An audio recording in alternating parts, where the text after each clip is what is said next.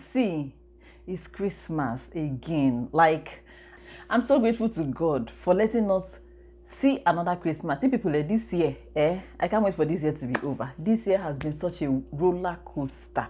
And I'm so excited that finally Christmas is here. And you know the funny thing about this year? It went by really, really quickly. Anyway, guys, if you're new here, my name is Nazo Eze, and this is my little corner of YouTube. You're welcome. So guys, there's something I want to talk about before I go into this video.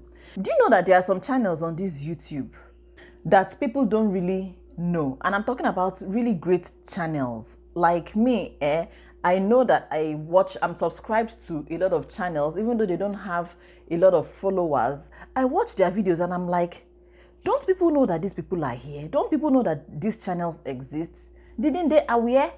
And that's one of the reasons why I was so eager to get to my 1,000 subscribers, so that I would have community to be able to share such videos from those channels when I come across them. For example, do you know Mommy Sods?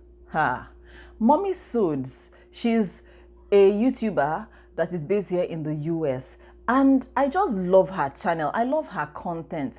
And you know the best part? She has a very great sense of humor. I like the way she talks. I like the way she films her videos. I like the way she tells her stories and everything. And she always laughs, as in her laugh makes me laugh. Let me put it that way. When she laughs, I cannot help but laugh as well. I just love her channel. I said, let me come and share it with you guys, because most people don't know that there are great channels here. There are really great channels, and I'm just happy that now I have my 1,000 subscribers. I can be sharing those channels on my community. And don't forget, her name is Mommy Sods. See her channel name right here. Visit her channel, Bikono. Visit her channel and also subscribe when you get there. I guarantee you're going to love her content. Okay, so moving on. Today, this video is about my best Christmas memories. Like yesterday, I was just here thinking, because you know, abroad, I don't know about other abroad countries, but I know that this US, Christmas is always very dry here. There is no place like village when it comes to Christmas. Like I miss Christmas in the village so much. So yesterday, was it yesterday? I believe before yesterday, I was just in bed thinking of my best Christmas memories. I was just remembering how we used to spend Christmas when we were little, and I decided to come and talk about it and share my best Christmas memories with you guys. And I hope you enjoy this video. So let's dive right in. I remember back then, when it's December, how my dad and my dad will share, you know, now daddies will now bring out money for Christmas, and the mommies will now take everybody shopping and start buying things in bulk for Christmas. My mom will take us to Balogun markets to buy us Christmas clothes and shoes and everything. I did not like that going to market aspect, because the market is always crowded. You know how Balogun market is now during Christmas period. So I didn't like that. But I liked the fact that when we come back, we used to have very beautiful Christmas clothes. And then she would also contract her tailor to make some custom made clothes for us that were also very beautiful. I remember one in particular. It was very beautiful, but so uncomfortable, because it had these gauze. Is it gauze they call it? This net that used to choke us inside, because apparently the tailor did not trim it well and we didn't like wearing it. The only way we could avoid that uncomfortable feeling was to wear shimmy inside. Anyway, I used to love it when we buy all those things, and then my mom will now be going to the market every day, buying food in bulk, buying things. My dad will also charter drinks and everything. I've mentioned in one of my videos, I was talking about how we would load my dad's company truck, because my dad's company had a very long truck, and we would use it to load furniture. Not that we did not have furniture in the village. We had furniture there, but there are some special kind of furniture we also carry from Lagos to go there. And then some people also will bring their load for us to help them to transport to the east. So that night, like the night before we travel, we will now be loading my dad's boys, because my dad now, a businessman, he has apprentice, all of them, they will come out, they will be loading the truck, we'll be loading it, and we, the children, will be so excited, running around, yay, we are going to Oka, because to us, Oka was the best place to be. Christmas was always fun. So We will load everything. Then the next day, we will now move in a convoy. They will now wake us up. In fact, they will barely sleep. And then in the morning, they wake us up early. We'll take our bath. We'll enter the cars. My dad will now distribute us in different cars because he did not like the idea of the family traveling in one car. So let's say most times we used to travel with like 4 of our cars in a convoy. So he will now distribute all of us among all those cars. My mom will be driving one. My mom used to drive from Lagos to the east back then. Then some of us will be there. Some of us will be, we are 7 in our family. So, and then plus the house helps, and then plus the boys that will go with us. Even our dogs will be in the cars with us. And then maybe some family friends that want to join us in the convoy, they will now join us. It's always fun. And then we will now cook. Then my mom will also make chin that we'll carry to the village. Then we will now cook maybe jollof rice and chicken that we'll eat on the road. Road trip, yay, very fun now. I remember then we will now stop at Bini because my dad had a friend at Bini that had a workshop, a very big mechanic workshop. So we'll always stop there. Uncle Wenda, may he so rest in peace. We'll always stop there and then eat and drink and then carry on. So sometimes we'll get there, it depends. Sometimes if a car does not spoil on the road, we'll get there early. Sometimes, I remember there was one Christmas we got there really late, around 12 a.m. We got to Oka, I mean to say, not to be new. Then, when we get to Oka, you know children now, you know how children are. Then, in our mind, Oka was our house, gone. That's what we refer to as Oka. Because I remember then when we now, because our house on our street, our house was like a close. So our house was facing, it was directly at the end of the close, facing the, I don't know, when you drive in, our house will be facing, you understand. So when we now drive in, we now bend, immediately our house comes into view. All the children will now be shouting, see Oka, see Oka. We will be so happy, lips of joy in our heart and everything. Now, I'm sure we always looked so foolish, but we did not care. We were all just so happy. We'd be like, see Oka, and my mom would be like, let me tell you, the city itself, the town itself is Oka. This house is our house in Oka. Did we care? We didn't even understand. All we knew is that is Oka.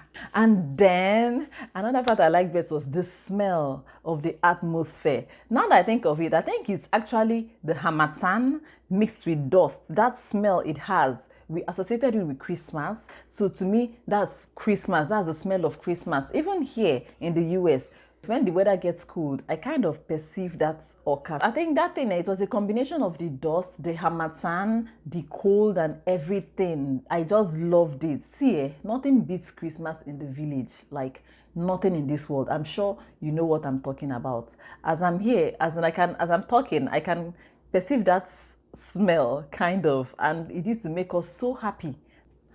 And then there was always an abundance of food and drinks in our house. You enter the kitchen, there's always food.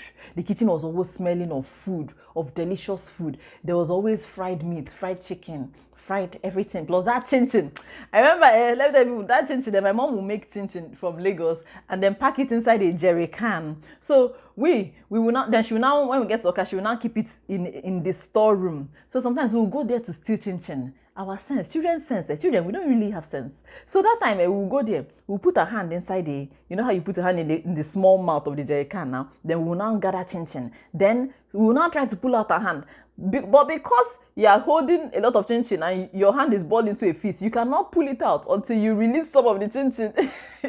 And you'll be hurrying up so that they will not catch you. So then that chin, the chin was always very delicious,